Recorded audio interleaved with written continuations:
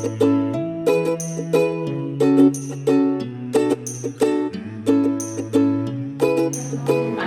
nombre es Miriam y soy psicóloga de la Asociación TOS Granada, al igual que mis compañeras. La Asociación TOS Granada está en el barrio de Monachil y es una asociación que trabaja específicamente con el trastorno obsesivo compulsivo. ¿Vale? Entonces, ahí tenéis trípticos, ¿verdad? Os he dado a mi compañera para poder tener más información. Lo primero de todo, gracias por participar, por interesaros y por estar aquí en esta tarde. Somos un grupito pequeñito, pero intentaremos que más padres y más profesores les llegue este tipo de información a través de las redes y del vídeo. Este es el índice que vamos a seguir y cada una de nosotras iremos explicando un poco y desarrollando un poco el trastorno obsesivo compulsivo en relación a estos apartados.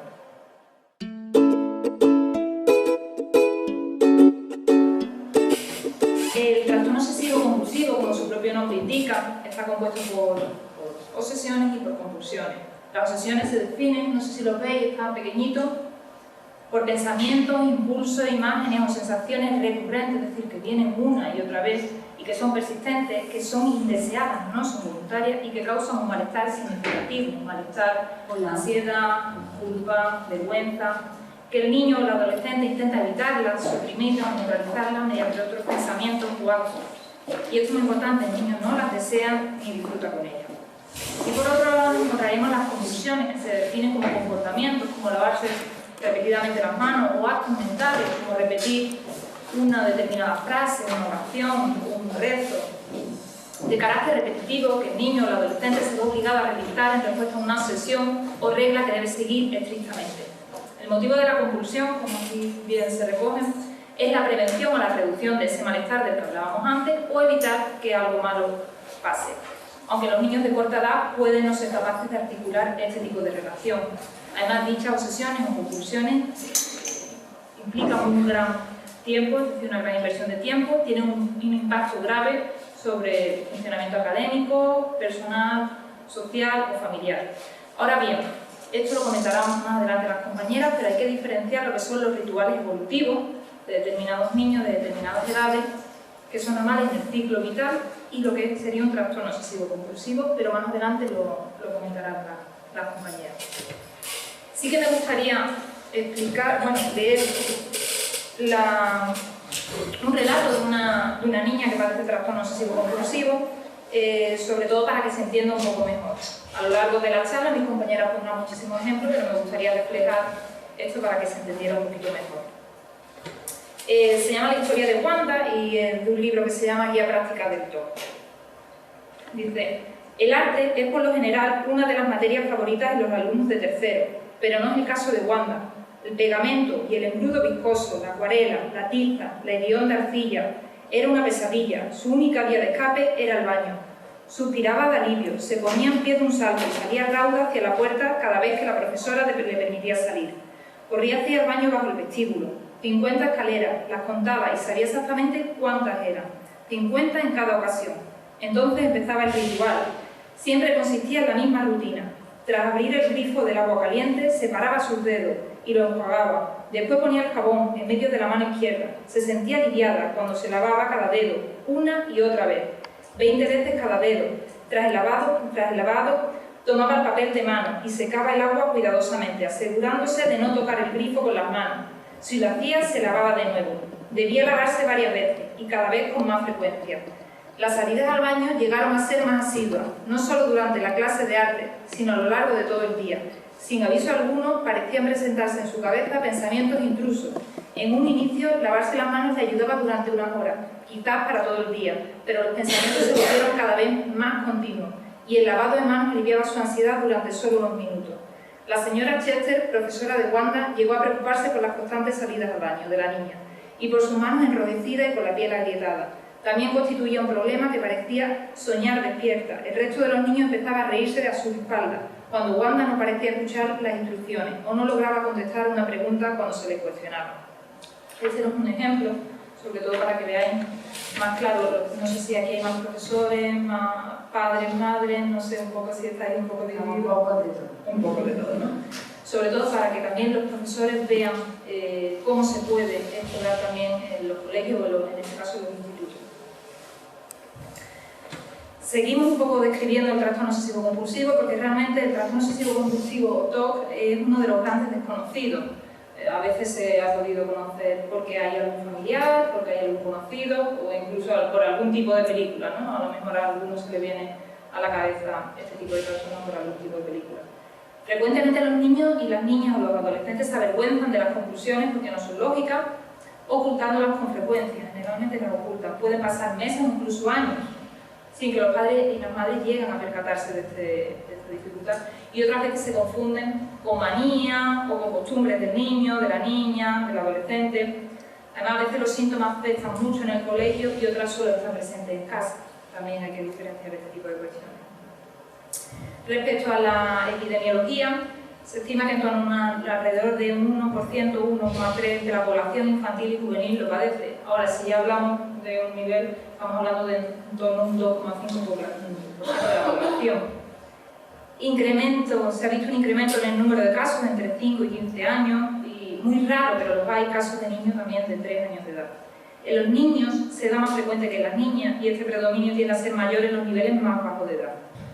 En los niños se suele observar un comienzo más temprano, también estaríamos hablando de los niños de media, es decir, hay veces que se dan casos más jóvenes y a veces más adultos. Estaríamos hablando de los niños de 9 años y medio y en torno a las niñas 11 años de edad. Suele desarrollarse también de forma gradual, aunque en algunos casos se desarrolla de forma aguda, a menudo con relación a un evento estresante. También es importante resaltar la comorbilidad. La comorbilidad es que cuando se presentan varios trastornos al mismo tiempo, es decir, al mismo tiempo que aparece el TOC, hay otro trastorno también, como por ejemplo sería otro trastorno de ansiedad, como por ejemplo fobia, trastornos depresivos. En el 20 o 30% de los casos hay comorbilidad con trastornos asociados a tics, lo cual no quiere decir que todos los niños que tengan tics tengan TOC, pero sí hay una comorbilidad. Y también el 18 o 33% de los casos hay comorbilidad con trastornos de conducta.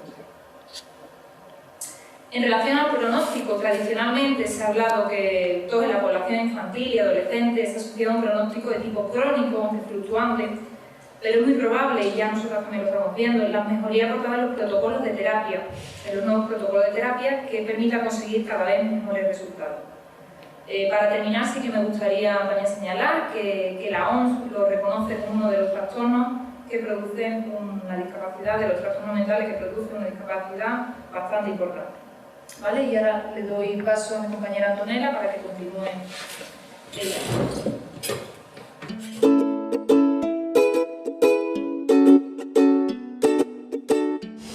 Vamos a pasar un poco a ver cuáles son algunos de los indicadores que de alguna manera pueden afectarnos, pueden llamarnos la atención en el momento en el que nos encontramos, tanto nos dice en el entorno escolar como en el entorno familiar, que no necesariamente luego, como indicarán mis compañeras, no necesariamente tienen que ser indicadores de algo patológico, pero que son las típicas sitios, ¿no? Los típicos detalles a los que si le dedicamos atención desde un principio, pues probablemente podemos luego evitar que se conviertan en problemas que vayan a más. Antes de entrar en lo que son indicadores de tipo más bien conductual, ¿no? Más relacionado a cosas que podemos observar, me ha parecido interesante añadir un aspecto de que a veces no se habla, pero que también es bueno conocer en relación a TOC. Y es la relación que puede tener el TOC en edad infantil con algunas enfermedades de tipo autoinmune y que están relacionadas al estreptococo, ¿vale? A la presencia de estreptococo. Se ha observado a lo largo de los años que esas enfermedades que se resumen, ¿no? en idioma inglés con el término PANDAS, que sería pues, trastorno neuropsiquiátrico asociado a enfermedades autoinmunes y a la presencia del estreptococo, efectivamente pues, dan paso muchas veces a casos de TOC. ¿Cuáles pueden ser indicadores que nos hacen saltar la alarma en este caso? Pues cuando observamos que un niño alrededor, ¿no? de la edad son enfermedades que se dan a una edad muy temprana, en comienzo muy precoz, alrededor de los 3 años, empieza a presentar así de repente, sin que haya habido ningún problema anterior, problemas de tipo TIC, problemas de tipo TOC, crisis de pánico, ¿vale? Cuando, como he dicho, el comienzo es muy temprano, cuando es inmediato, no había ninguna señal anterior que nos indicara que ese niño tenía miedos de algún tipo, ¿no? Más bien de tipo irracional, simplemente aparecen como de la noche a la mañana. Y si observamos que esos síntomas, hemos dicho, de tipo ritualizar, de tipo TOC o bien de tipo TIC, aparecen de manera más aguda cuando hay presencia de crisis en cuanto a la enfermedad que hemos dicho está provocada por la presencia del estreptococo, pues nos puede hacer saltar la alarma con respecto a la posibilidad de que este niño esté desarrollando un trastorno psiquiátrico debido a la presencia de esa enfermedad médica. Eso es muy importante porque a veces no se hace esa conexión entre un dolor de garganta y que el niño empieza a hacer rituales. No se hace esa conexión entre al niño le duele el oído muchas veces y cuando le duele el oído, cuando tiene problemas de infección en el oído, noto que empieza a tener también tic nervioso. Observar esa conexión repetidas veces pues puede ser un indicador de que esos síntomas pueden ir a más. Por lo tanto, si lo prevenimos, estamos solventando problemas antes de que se presente. ¿Cuáles son, por lo tanto, la clave, ¿no? a tener en cuenta en este caso? Un comienzo repentino, improviso y muy llamativo de síntomas de tipo TOC. En otros casos, como luego definirán mejor mis compañeras, en otros casos los síntomas de tipo TOC suelen empezar como de manera muy sutil. Poco a poco el niño va presentando pequeños rituales, miedos de tipo irracional, pero no es algo que aparece de repente y de manera muy llamativa. En el caso de los pandas, sí, es algo que interfiere mucho en la vida del niño desde el primer momento. Las habilidades académicas se ven muy mermadas, sobre todo en conexión, como hemos dicho, con infecciones de tipo dolor de garganta, infecciones de los oídos. El niño que ya había alcanzado un determinado nivel a nivel evolutivo, ¿no? de desarrollo de habilidades, parece de alguna manera regredir a niveles anteriores. Y, repito, sobre todo se observa esa regresión en el momento en el que tenemos ese problema médico. Los 3 años y, en cualquier caso, una edad muy precoz de aparición de comienzo de esos síntomas también es una llamada de atención. Observamos que esos niños sufren repetidas veces infecciones de los oídos o dolores de garganta en asociación a la presencia del estreptococo y que las manifestaciones sintomáticas se endurecen, se hacen más graves precisamente en presencia de la enfermedad. Como hemos dicho, pues ya hay suficientes pruebas científicas, ¿no? que demuestran la asociación entre esos dos fenómenos, la enfermedad física y la afectación a nivel psicológico en cuanto a síntomas de tipo TOC, TIC. Por lo tanto es algo que ya podemos, que no es un bulo, ¿no? que a lo mejor sí puede tener relación, pues sí, está demostrado que un buen porcentaje de niños que desarrollan TOC han sufrido infecciones por estreptococo y que se suelen observar esas relaciones. Por lo tanto podemos tenerlo en cuenta como una señal de alarma significativa. ¿Y por qué es importante conocerlo? Porque hay soluciones, ¿vale? Hay sobre todo abordaje de tipo médico en este caso que han demostrado dar buenos resultados, tanto a nivel de tratamiento con determinados antibióticos como con trabajos más ahí ya en el tema médico se habla de tratamientos a base de plasma, ¿vale? que pueden funcionar para solucionar ese problema. Esto, un pequeño... Ahora, vamos a ver cuáles son otras señales que más bien quizá estén más a nuestro alcance y que sí podemos detectar y por lo tanto utilizar como herramienta para prevenir que un problema vaya empeorándose y solucionarlo cuanto antes. ¿Cuáles son las características que pueden empezar a hacernos dudar si el niño que tenemos delante tiene algo que nos llama la atención y que podría convertirse en algo más. Los niños que sufren TOC o que acaban desarrollando TOC son niños que demuestran un sentido de la responsabilidad muy grande. Son niños que se preocupan por todo a su alrededor y que se sienten responsables de alguna manera por todo lo que sucede a su alrededor.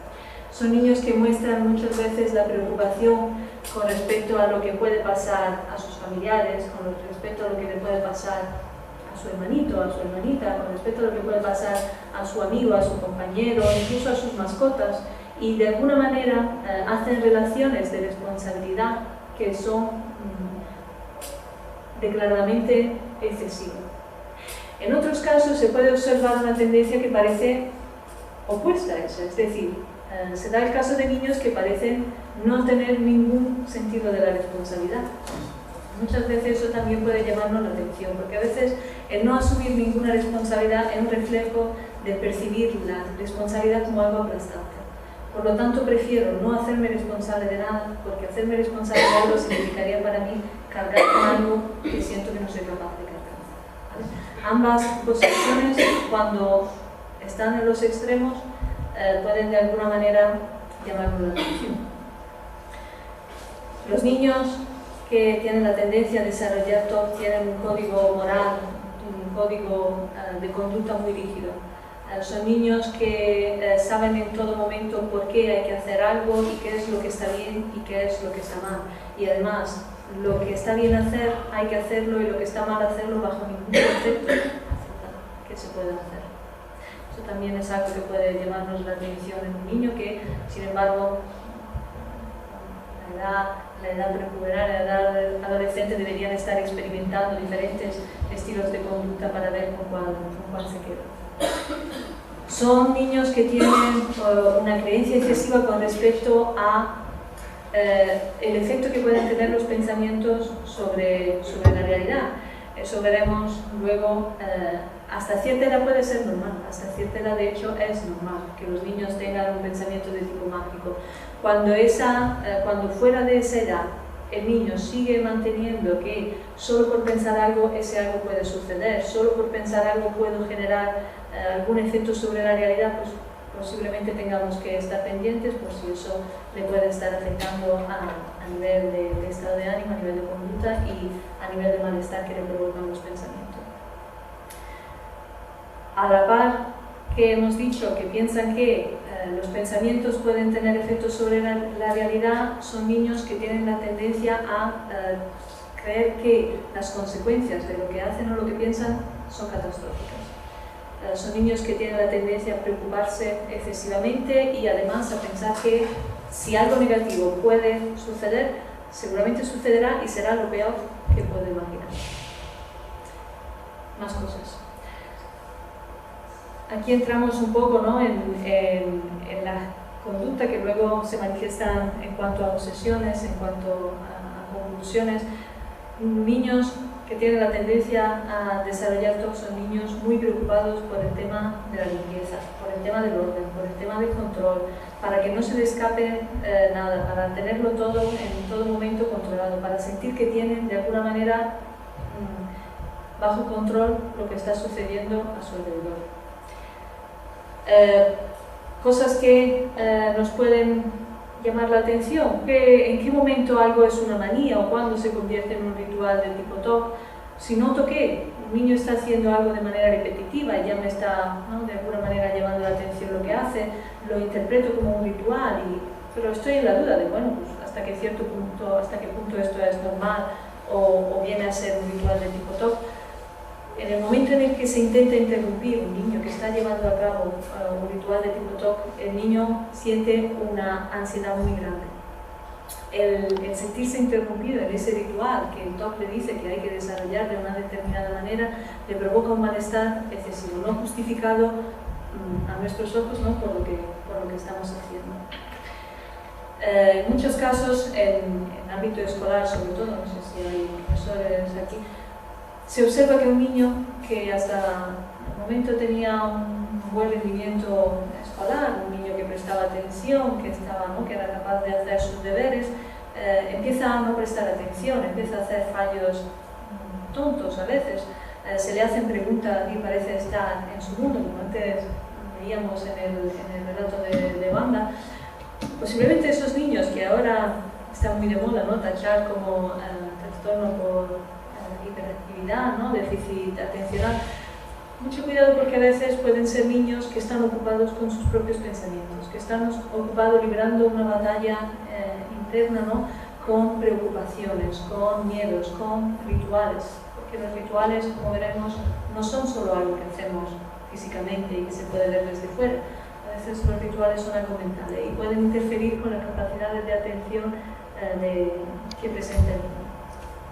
A veces se puede observar que un niño que se cuidaba y era capaz, ¿no?, de llevar su propia rutina de aseo, las tareas que se le iban dando en el día a día, de repente muestra mucha dejadez, muestra como una regresión en cuanto a habilidades de autocuidado. Esos también pueden ser señales que nos hacen saltar la alerta. Siempre preguntar por qué está pasando eso, cuáles son, ¿no?, las causas de esa regresión. Como hemos dicho, son niños que tienen un código moral y un código conductual muy rígido. Por lo tanto, podemos observar y puede llamarnos la atención la inflexibilidad que tienen esos niños, tanto en cuanto a costumbres, tanto en cuanto a... Una costumbre es algo que todos estamos, ¿no?, todos hacemos, pero oye, si un día no puedo hacerlo, pues tampoco pasa nada. Todos estamos de alguna manera acostumbrados a... Desde que nos levantamos, a hacer una serie de actividades siempre de la misma manera, pero si un día las tenemos que cambiar, no pasa nada.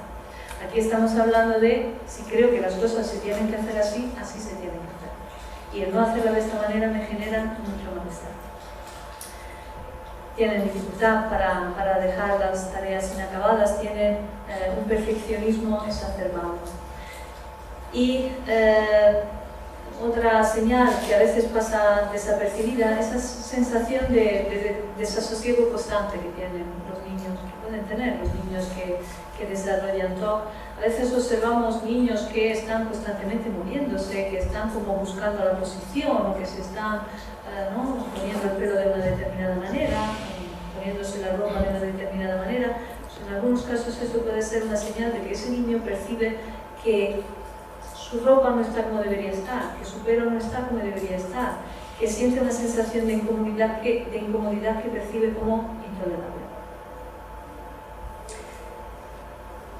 Cosas que podemos ver de manera más típica, más frecuente: releer, reescribir, borrar varias veces, contar. El niño no está convencido de si ha entendido bien lo que ha leído, por lo tanto lo vuelve a leer.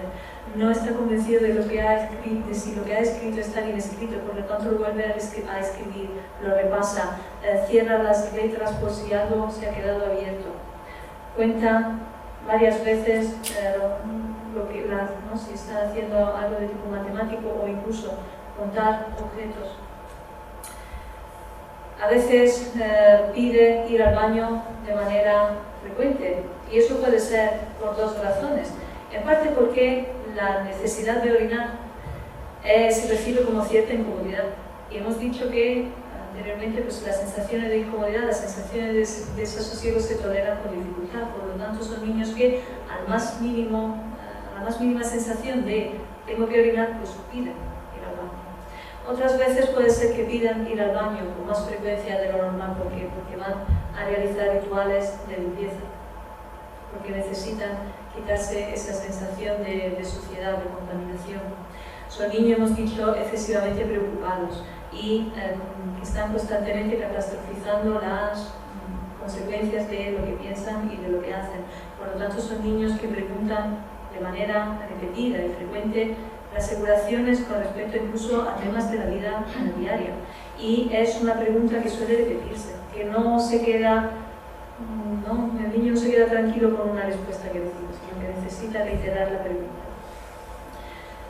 También esas preguntas, igual que vuelvo a leer, igual que vuelvo a escribir, pueden presentarse a la hora de me han dicho algo y vuelvo a preguntar para enterarme bien de si he entendido lo que la otra persona me quería decir, o vuelvo a repetirle a la otra persona lo que estoy diciendo para asegurarme de que la otra persona ha entendido bien lo que le estoy contando. se observan conductas repetitivas que a nuestros ojos, a los ojos de quien está mirando, son absolutamente sin sentido. Tocar cosas, repetir gestos, decir palabras, hacer determinados movimientos o hacer las cosas de una determinada manera, mover los ojos hacia un lado, mover los ojos hacia otro, ¿vale? Otra cosa que podemos observar es el no decir. A veces hay palabras mágicas, palabras que se consideran que dan mala suerte o que contaminan o que tienen algún significado especial, por lo tanto observaremos que el niño empieza a evitar decir determinadas cosas, evitar hablar de determinados contenidos. Muy importante, y con esto le dejo la palabra a mi compañera Alicia, a veces no es observar lo que el niño hace, sino observar lo que el niño deja de hacer. Las evitaciones, sobre todo en la infancia, son algo muy importante, una señal de alerta muy importante y que muchas veces pasa desapercibida. Si vemos que el niño deja de hacer cosas que antes hacía, no está de más preguntar por qué lo está haciendo. Porque si no preguntamos, el niño no nos contará: mira, esto me da miedo y evito hacer eso. Entonces, bueno, preguntar: ¿por qué estás dejando de hacer cosas? ¿Por qué estás dejando de hacer algo? ¿Y por qué es tan importante también percatarse de que las evitaciones pueden ser señales de dolor? Porque muchas veces eso lleva a que la familia empiece a hacer lo que el niño no hace, de alguna manera, la vida siga fluyendo, para que el día a día siga siendo algo natural. Pero eso a largo plazo lo que puede hacer es fortalecer el trastorno, arraigar el problema y que lo que es algo circunscrito se acabe desarrollando en un trastorno importante. Estoy aquí os dejo hablar con Alicia que seguirá explicando.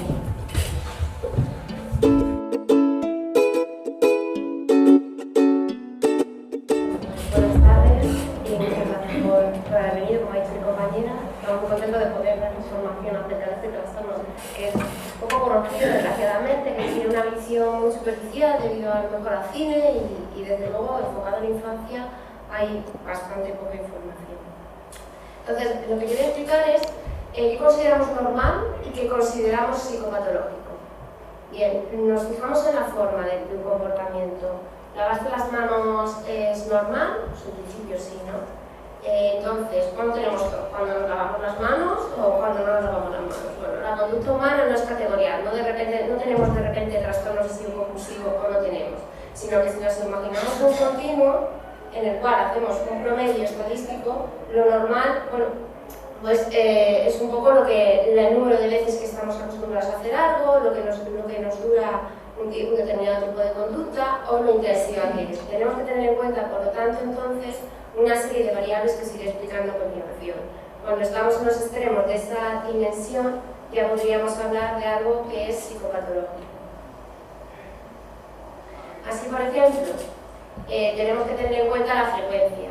La frecuencia, como bien sabéis, bueno, pues es el número de veces que se realiza una conducta durante un periodo de tiempo de observación. No es lo mismo lavarse las manos 2 veces que lavárselas 10. La intensidad, pues informa del grado en que una conducta determinada se hace presente, es decir, pues no es lo mismo repasar un poquito una palabra porque creemos que nos ha quedado mal, a repasar y repasar y repasar y repasar de una manera muy intensa, ¿no? En un grado muy intenso, entonces ya veríamos ahí que algo está pasando, y es algo ya bastante distinto. Luego tenemos también otra variable que nos indicaría que estamos en una conducta psicopatológica, que es la duración, que indica el número total de tiempo que dedicamos a hacer una conducta. No es lo mismo si nos lavamos las manos una sola vez y nos las lavamos luego, pero tardamos un montón de tiempo en lavárnoslas, ¿no? Pues 2 horas en lavarnos las manos. Entonces ahí estamos viendo que lo patológico que está marcando también otro índice como es la duración. Esta vez es por la forma difícil, vemos que hay niños que tienen, como decían mis compañeros, pensamientos y comportamientos que son muy parecidos a las respuestas que llamamos obsesiones o compulsiones, porque bueno, pues se parecen aparentemente, pero eso no indica que sean un indicador de riesgo de que después el niño vaya a padecer un trastorno obsesivo-compulsivo, ni tampoco que sean una manifestación precoz, es decir, cuando observamos rituales normales en los niños no significa que después vaya a haber un trastorno obsesivo compulsivo. Así, algunos ejemplos de rituales evolutivos, pues que es lo que consideramos a lo mejor manías, que lo vemos en los niños y decimos que son manías que todos hemos tenido, pues es pedir que le cuenten el mismo cuento todas las noches, cantar reiteradamente las mismas canciones, ver un dibujo animado una y otra vez, contar determinados números. Eso digamos que es normal, hasta ahí estaríamos dentro de lo normal. No obstante, no nos podemos fijar, como he dicho, solo en la forma de la conducta, sino que también tendremos que ver en respuesta a qué se está dando este tipo de conducta, que ahora lo explicaré también con una serie de, más adelante, con una serie de variables que tenemos que tener en cuenta para poder diferenciar qué es normal y qué no es normal. Cuando los niños tienen de 3 a 6 años, pues los rituales más frecuentes suelen ser en relación a las comidas, al baño, a la conducta de acostarse, por ejemplo, escuchar un cuento, pedir un montón de besos antes de irse a la cama, o beber vasos de agua. Al final de este periodo, ya hacia los 6 años, pues ya no tienen tanta funcionalidad de control de unos miedos básicos como puede ser el miedo a la oscuridad, a las brujas, a los fantasmas, que es por lo cual el niño desarrolla ese ritual, porque así se siente un grado de control, y eso es bueno, eso no es patológico. En ese sentido nos está sirviendo a adaptarnos y a responder de una manera a un miedo, a tener un cierto control.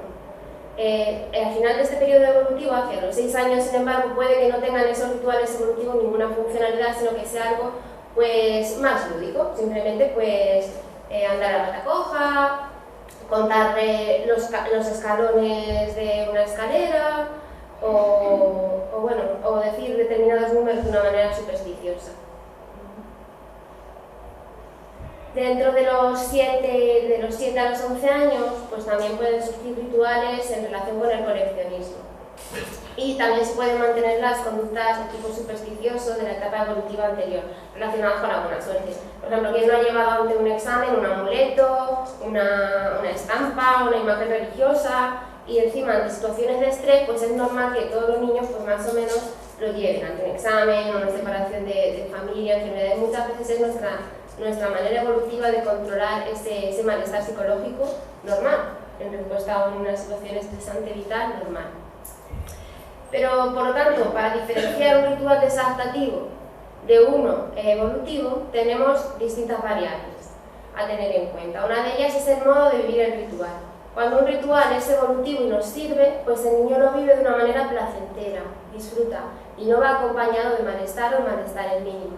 Sin embargo, si el ritual es psicopatológico, pues lo vive con ansiedad, con miedo, no disfruta. Otra variable son las consecuencias al finalizar el ritual. Si el niño termina de lavarse las manos y aún así sigue con una sensación de ansiedad y malestar, pues estaríamos ante un ritual psicopatológico, está agresivo, irritable, porque muchas veces en los niños la tristeza se manifiesta también en forma de irritabilidad o una malestar, la hiperactividad también, como decía mi compañera. Y sin embargo, si es evolutivo, pues el niño termina, lo hace y está completamente tranquilo, no tiene ningún problema, no tiene ansiedad. Otra variable para saber si estamos ante un comportamiento normal o un comportamiento desadaptativo es la interferencia.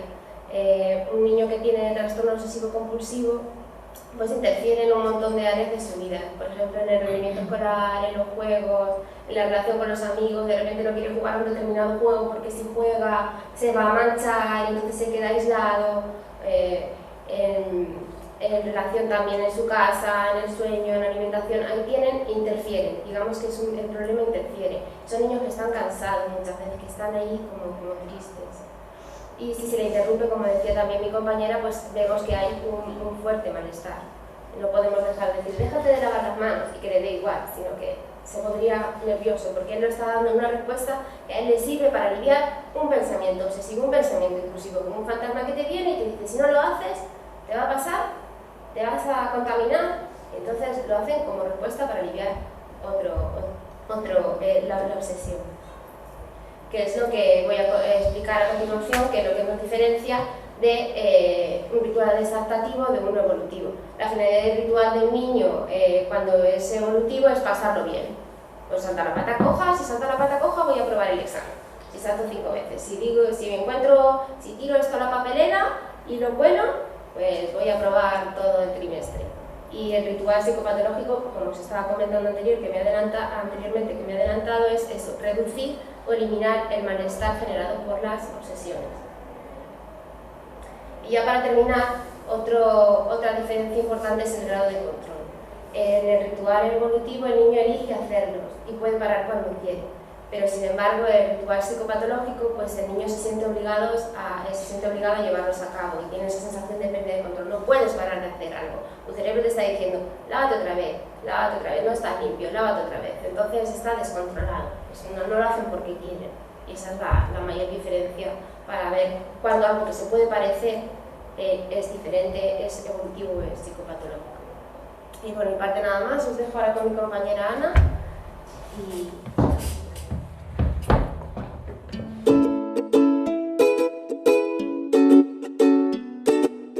Muy buenas tardes a todos y a todas. Yo voy a comentaros, bien.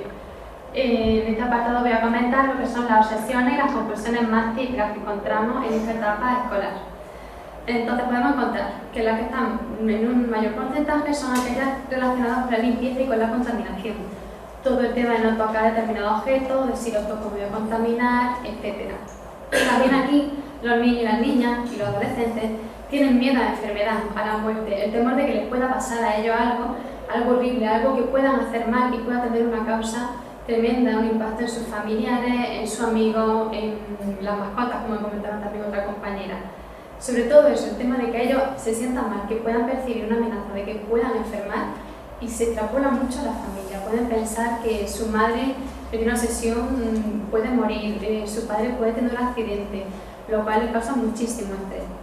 También tenemos aquí el contagio por gérmenes, la suciedad, la tinta, la pintura, la acuarela, como se comentaba al principio del relato de Wanda, los excrementos. Todo eso les pone muy nerviosos. Contamos también el siguiente punto con el orden, la precisión y la simetría. Se puede observar muchas veces en el colegio, los profesoras que ven que tienen que estar el pupitre todo perfectamente colocado. El lápiz puesto aquí, el folio puesto de determinada manera. Ellos tienen una lógica interna, que no es lógica alguna, pero tienen esa necesidad, esa sensación de que todas las cosas tienen que tener un orden, una simetría perfecta. También algunos niños y niñas tienen ideas perturbadoras o se imaginan haciendo daño a los demás, un tipo de obsesión agresiva. Son muy desagradables porque son esos pensamientos que llegan y dicen quiero que mamá le pase algo malo o quiero escupirle a mi amigo. Son conductas que nunca van a llevar a cabo. Simplemente esos pensamientos, esas obsesiones llegan y le hacen sentir muy mal. También la sensación de que las cosas no están como deberían de estar, como deberían de ser. Lo que comentamos también, la forma de ponerse la ropa o de peinarse, están constantemente pensando y compulsionando, como explicaré más adelante, para que estén las cosas de una determinada forma, como se supone deberían de ser. Y conforme van creciendo, las obsesiones pueden estar relacionadas también con la sexualidad y con la religión. Si hablamos en términos de porcentaje, las obsesiones respectivamente con respecto a la sociedad contemplan un 40% de la población, es decir, son las que tienen mayor grado. Después serían esta sensación de ideas perturbadoras de agresividad con un 24%, y el tema de la simetría o el desorden sería un 17%. Respecto a las compulsiones más típicas, encontramos el lavado y aseo, como hemos explicado también anteriormente. Todo lo que supone lavarse las manos, ese sentimiento de me he contaminado, quiero estar limpio, llegado al punto en el que están lavándose las manos constantemente, incluso se pueden tirar una hora hasta el punto de agrietarse las manos, de sangrar, también de causar una dermatitis, por ejemplo. Las comprobaciones, muy típico, comprobar que las puertas están cerradas, que las luces están apagadas, que la llave del gas también está cerrada. El preguntar y además comprobar constantemente, lo han chequeado, lo ven cerrado, pero vuelven atrás sobre sus pasos para comprobar que realmente está todo en su sitio, las puertas, las luces y demás. Las repeticiones, repetir gestos, palabras o acciones. El repetir ciertos gestos, como también, como hemos comentado, la comunidad de tics, el hacer algo con las manos, el hacer un gesto con el cuello o cualquier cosa. Palabras, puede ser que repitan la palabra o una misma frase durante 3 veces seguidas. El tema de las acciones es muy común en adolescentes, por ejemplo, dar un paso hacia adelante, luego paso hacia atrás, o el mero hecho de pasar por el umbral de la puerta también varias veces. También el sentarse y levantarse de la silla varias veces, el pupitre y moverlo hacia detrás, colocar el estuche, colocar los folios y demás. Acumular y almacenar objetos. Igual que antes, ellos tienen, como han comentado mis compañeras, un bolígrafo de la suerte, por ejemplo, y se le gasta, pues lo guardan. Cogen otro bolígrafo, se le gasta y lo guardan. O también imaginamos que salen un día con los amigos o las amigas, han pasado un buen día, meriendan, cogen el ticket y como un buen recuerdo lo guardan. Pero van otro día y guardan de nuevo el ticket, pueden estar acumulando cosas que realmente llega un punto en el que dices, ¿cómo es posible tanto? Son incapaces de defenderse de esos objetos. Luego el tema de las aseguraciones. Primero comprueban que está bien, pero no seguros de sí mismos, piden a los demás aseguraciones. Piden a los padres si realmente está asegurado de que ha cerrado la llave del gas, la puerta está bien, las luces, aunque lo estén viendo. Los profesores, de igual manera, han terminado la tarea, preguntar a la profesora, ¿seguro que lo he hecho bien? ¿Está bien la nota? ¿Puedo volver a mirar? ¿Puedo volver a decírmelo? El borrar y volver a escribir, también muy típico. Ellos pueden estar haciendo un examen y empiezan con la primera frase y si no la ven bien escrita, borran y vuelven a escribir. Incluso la forma de escribir la frase, asegurándose de que la han escrito bien, llegan a romper el folio del papel de tan fuerte que están escribiendo. En muchas ocasiones no le da tiempo a terminar un examen no porque no se lo sepan o porque se han quedado en blanco, simplemente están tan ocupados repitiendo, volviendo a escribir y borrando que no llegan a terminar el examen. El pedir perdón, formular la pregunta continuamente, lo que hemos dicho se repite, muchos se quieren asegurar, están completamente con una duda, siempre duda incesante.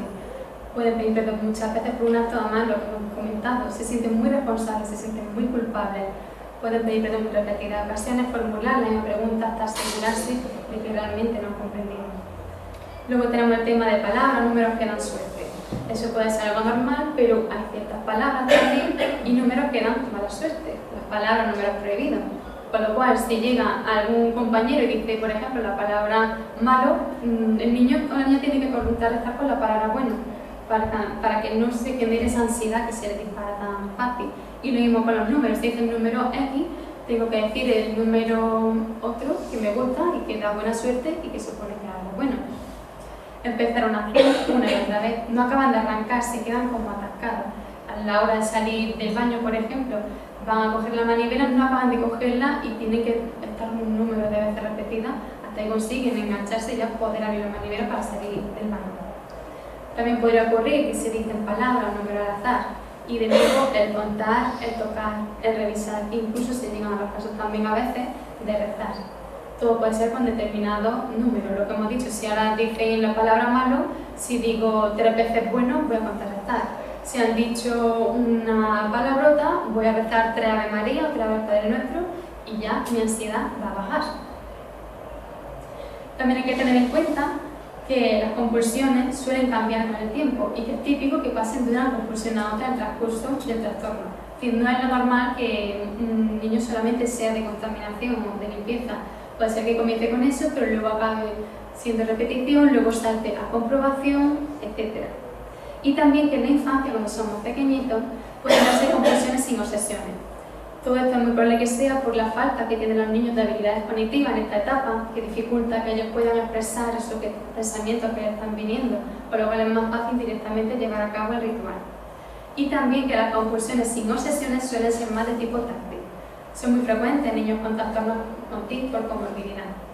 Y hablando de cifras, en este caso, las compulsiones que se llevan más a cabo con un 85% son las de lavado, las de aseo, las de limpieza. En un segundo lugar, con un 51% tendríamos las repeticiones y en tercer lugar, esas aseguraciones, un 46%.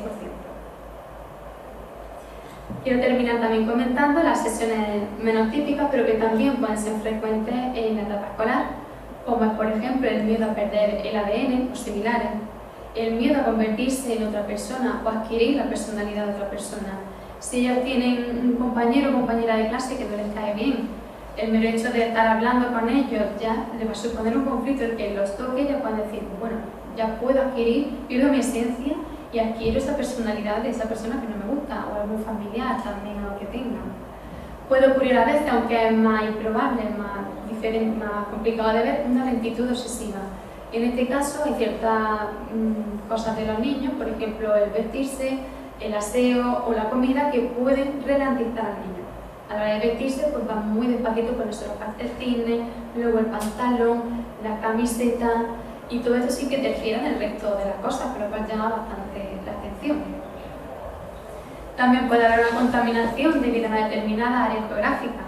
Puede ser que el niño vaya un día a un parquecito con sus padres a jugar tranquilamente y por lo que sea, debido al pensamiento, ya esa zona ha quedado contaminada y no va a querer volver allí. Muchas veces se preguntan los padres, los profesores, ¿qué ocurre? Este niño ahora no quiere ir a esa zona, no quiere ir a cierto lugar, por ejemplo, se han ido a comer con la familia a un merendero, ya no quiere volver jamás. Es que esa zona ha quedado contaminada, con lo cual pasar allí esa zona y de allí supone un esfuerzo tremendo y un estrés bastante grande. También pueden tener miedo a absorber las calorías de determinados alimentos por el mero hecho de tocarlo. Una hamburguesa le dice, quiero hamburguesa, no niño, eso tiene muchas calorías, y la toca, ya piensa que pueden absorberlo. El coger un bollito, con el envoltorio, leer las calorías que tiene, ver que son muchas, igual, ya piensa que pueden absorberlo automáticamente. Otro punto es el miedo a perder la parte de la propia esencia abandonando objetos personales. Y ahí muchas veces los problemas de acumular y de retener cosas. Porque si ahora piensan que su bolígrafo de la suerte ya no sirve y lo tienen que tirar, pierden esa suerte que tienen, pierden parte de su esencia, de su personalidad. Es muy complicado para niños, también ocurre en adultos el desprenderse de todos esos objetos. No saben hasta qué punto cómo hacerlo. Y también, y ya termino, el miedo a herir a los sentimientos de objetos inanimados. Por ejemplo, cuando son más pequeñitos, tienen sus peluches, le viene el pensamiento o hacen algo, quiero que mi peluche sufra, lo pasan muy mal, se ponen a darle vueltas, compulsionan para evitarlo y demás. Y ya paso la palabra a mi compañera Anka.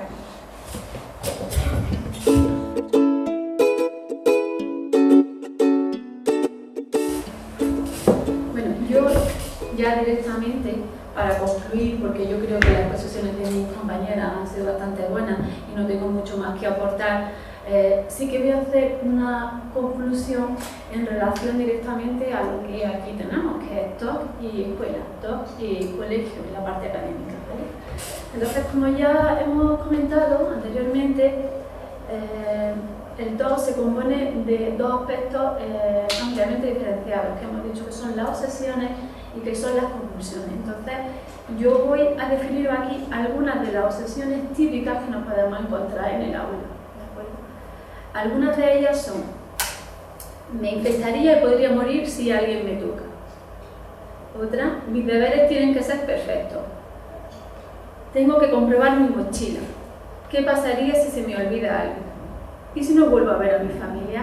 No voy a entrar en explicarla porque prácticamente mis compañeras ya han hecho una definición bastante buena del tema para no repetirme, porque imagino que ya también estaréis cansados después de estar escuchando tantas veces la misma cosa. Otras serían: hay demasiados gérmenes en la clase, con lo cual no quiero ir, tengo que ir a menudo al baño, no encuentro la ropa adecuada, asegurarme de que he dicho adiós a mis padres. Hay niños que se van al colegio y tienen que repetir 5, 6, 7 veces: papá, me voy al colegio, papá, me voy, papá, que me voy, te he dicho que me voy, y así sucesivamente, porque son incapaces de salir de casa. Y otra obsesión típica con la que nos podemos encontrar en el colegio es: antes de irme tengo que recordar lo que he hecho, si he dejado cada cosa en el sitio oportuno. Como han dicho mis compañeras, ¿qué ocurre? Porque hay un rechazo académico por parte de estos niños que tienen trastorno obsesivo compulsivo hacia el colegio. Pues mira, si el niño está en casa, como ya hemos dicho, le puede venir un pensamiento o una obsesión en un momento dado y no tiene ningún problema en llegar y ritualizar y llevar a cabo una compulsión. En cambio, si está en clase, ya no tiene la misma facilidad, con lo cual los niveles de ansiedad llegan a subir a unos niveles tan altos que de ahí el rechazo al centro y al colegio, porque se sienten un poco maniatados. ¿Cómo voy a llevar a cabo esta conducta o esta compulsión si estoy aquí en clase? ¿Cómo me voy otra vez a levantar para pedir a la profe que me deje ir al baño? ¿Cómo puedo agacharme y tocar el suelo 7 veces? Es decir, aguantan mucho lo que son las compulsiones y los rituales por miedo a la evidencia de sus compañeros, por lo cual suben los niveles de ansiedad mucho. De hecho, muchas veces estos niños cuando llegan a casa es cuando explotan y estallan, incluso a veces hasta con conductas agresivas y violentas. Algunos de otros motivos pueden ser los que aquí a continuación os detallo. Bueno, pueden sentirse avergonzados y no quieren sentirse diferentes. Les preocupa que puedan estar volviéndose locos. Ellos se notan que tienen algunas características diferentes a sus compañeros y se sienten mal por ello, por lo cual se sienten bastante avergonzados. Si el niño, por ejemplo, tiene que estar levantándose de la silla un número determinado de veces, 7 veces, tiene que estar 7 veces levantándose de la silla, él ya se está notando diferente a los demás, con lo cual siente mucha vergüenza, tiene que aguantar la necesidad de llevar a cabo la compulsión, con lo cual los niveles de ansiedad se le elevan a unos márgenes bastante altos. Otro rechazo que viene, que el niño siente de cara al colegio, bueno, pues prácticamente el mismo que he comentado, es el miedo al ridículo, ¿vale? Los niños pueden ocultar sus rituales y terminan mentalmente exhaustos por el esfuerzo, que es lo que prácticamente os he comentado antes. Además de que gastan tanto tiempo en sus rituales que están demasiado cansados físicamente para jugar con los amigos o concentrarse en la escuela. Al final, ¿qué produce? Produce un aislamiento social bastante amplio. Consejos para el docente. Bueno, aquí como no sé si hay más padres que profesores, en un principio pensamos que iba a haber más profesores que padres, pues hemos hecho una serie de recomendaciones más directas para los profesores, porque en cierto modo en el colegio es un sitio donde más fácil resulta para la persona que conoce detectar que el niño tiene un trastorno obsesivo compulsivo, por lo que he comentado antes. Porque si estamos en casa podemos llevar a cabo compulsiones, en cambio si estamos en el colegio tenemos que aguantar esas compulsiones, con lo cual el nivel de tensión y de ansiedad sube tanto que es cuando tiene conductas más desadaptadas al contexto, ¿vale? Entonces, algunos consejos que tenemos que dar. Bueno, sobre todo, lo primero es que por lo que estamos nosotros aquí es estar informados de la existencia de este trastorno y sobre todo de que el trastorno también se da en el aula, que no solamente se da en casa.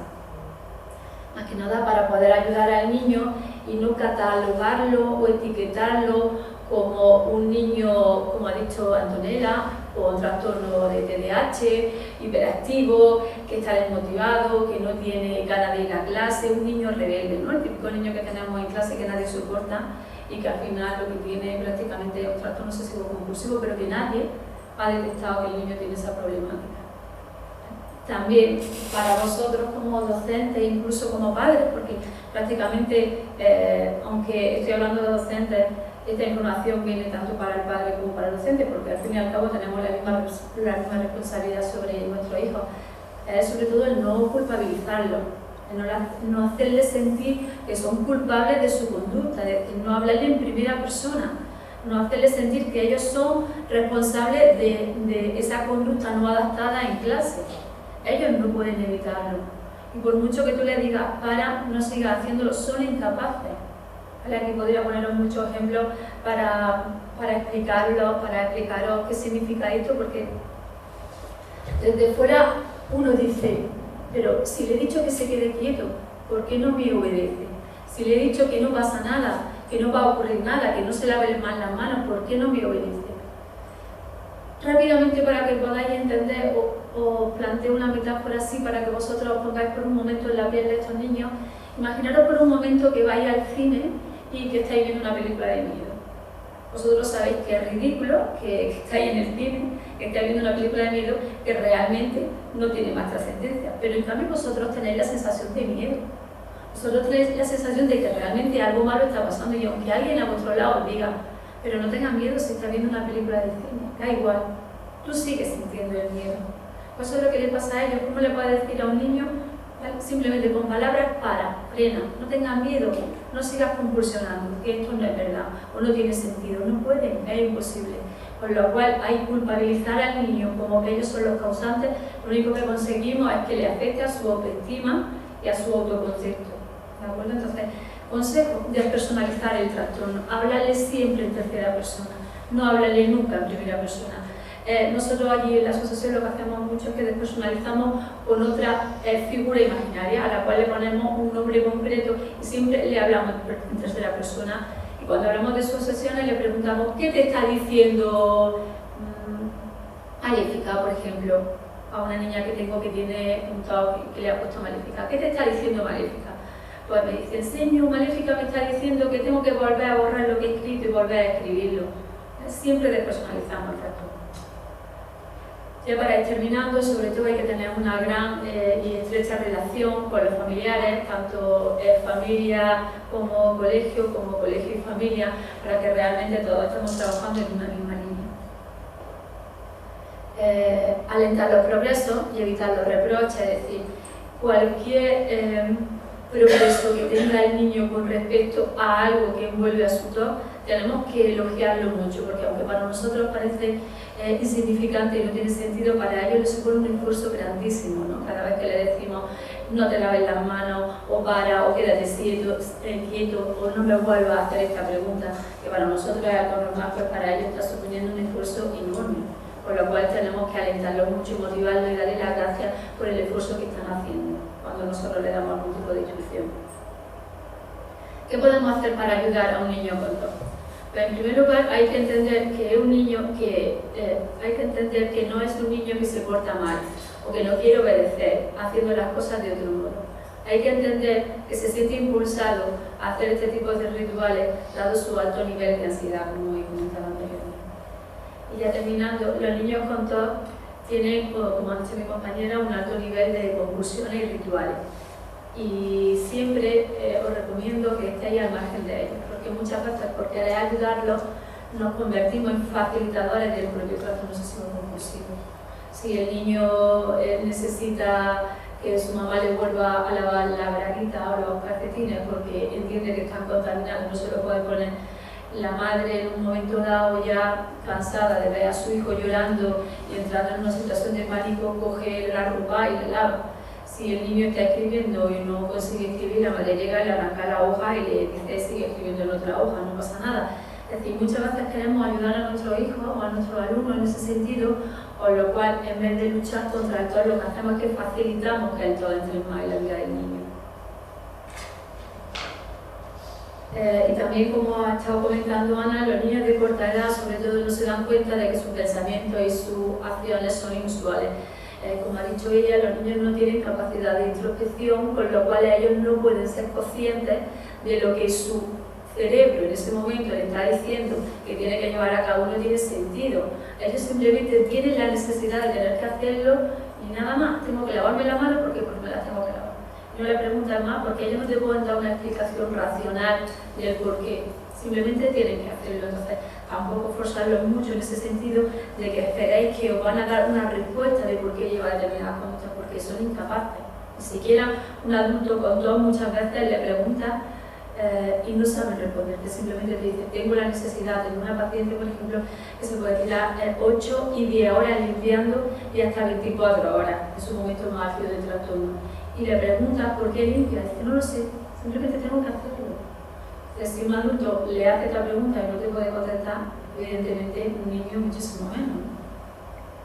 Y ya para terminar, sí que os recomiendo que tanto a padres como a docentes, que prefiero y yo aconsejo que ante la duda de pensar si mi hijo o mi alumno tiene TOC o no tiene TOC, porque aquí mis compañeras han estado hablando de conductas adaptativas y normales y de conductas patológicas, yo os recomiendo que en ese caso seáis más precavidos y es mejor equivocarse y pensar que el niño tiene TOC y llevarlo a un profesional y ponerlo en tratamiento. Es mejor pecar en exceso que no en defecto, porque las consecuencias de un trastorno obsesivo compulsivo que hemos estado hablando en presente, hemos estado hablando simplemente al día de hoy, si un niño tiene trastorno obsesivo compulsivo, ¿qué pasa? Pero la repercusión de este trastorno es inmensa. Según la OMS, es una de las 5 enfermedades más incapacitantes que existen. La persona que no se pone en tratamiento al final acaba metido en una cama y no puede tener vida, no puede salir. Y diréis, pero ¿cómo puede llegar una persona a esos niveles? Sí, puede llegar a esos niveles porque el trastorno se va apoderando y el único sitio donde ellos tienen paz y calma es dentro de una cama, por lo cual se pueden tirar días y días dentro de una cama y no poder levantarse. Por ejemplo, una persona que tiene un trastorno obsesivo compulsivo de repetición, ¿vale? Y tiene que llevar a cabo la misma conducta 10 veces, se tiene que levantar de la cama y antes de levantarse de la cama tiene que repetir 10 veces levantarse de la cama, quitarse el pijama, 10 veces quitarse el pijama, calzar, ponerse el zapato, 10 veces ponerse el zapato y quitárselo. Al final es que no tienen vida, es que se tiran todo el día compulsionando. Entonces, recomendación, en cuanto veáis lo más mínimo, poner a vuestro hijo o alumno en manos de un profesional, más que por el hecho en sí del momento, por la repercusión futura que pueda tener en sí en la persona. Y bueno, ya no os entretengo más, que al final he dicho que lo iba a hacer muy corto y al final me he extendido, ¿vale? No hay más preguntas, gracias mucho por vuestra atención, ¿vale? Y colaboración.